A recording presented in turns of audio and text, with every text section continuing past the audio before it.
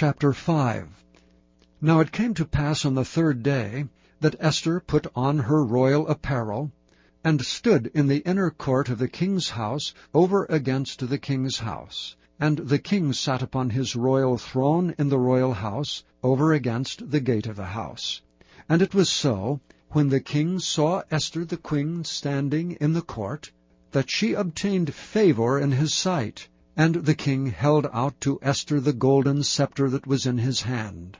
So Esther drew near, and touched the top of the scepter. Then said the king unto her, What wilt thou, Queen Esther, and what is thy request? It shall be given thee to half of the kingdom. And Esther answered, If it seem good unto the king, let the king and Haman come this day unto the banquet that I have prepared for him. Then the king said, Cause Haman to make haste, that he may do as Esther hath said. So the king and Haman came to the banquet that Esther had prepared. And the king said unto Esther at the banquet of wine, What is thy petition? And it shall be granted thee. And what is thy request? Even to the half of the kingdom it shall be performed. Then answered Esther and said, My petition and my request is, if I have found favor in the sight of the king, and if it please the king to grant my petition, and to perform my request, let the king and Haman come to the banquet that I shall prepare for them, and I will do tomorrow as the king hath said. Then went Haman forth that day joyful, and with a glad heart. But when Haman saw Mordecai in the king's gate, that he stood not up nor moved for him, he was full of indignation against Mordecai.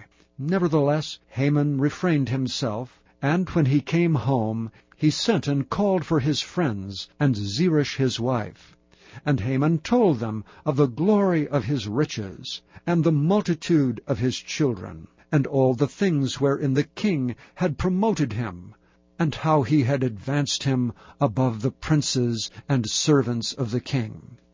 Haman said moreover, Yea, Esther the queen did let no man come in with the king unto the banquet that she had prepared but myself, and tomorrow am I invited unto her also with the king.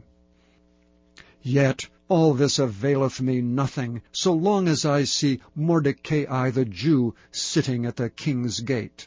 Then said Zeresh his wife and all his friends unto him, Let a gallows be made of 50 cubits high, and tomorrow speak thou unto the king, that Mordecai may be hanged thereon. Then go thou in merrily with the king unto the banquet. And the thing pleased Haman, and he caused the gallows to be made.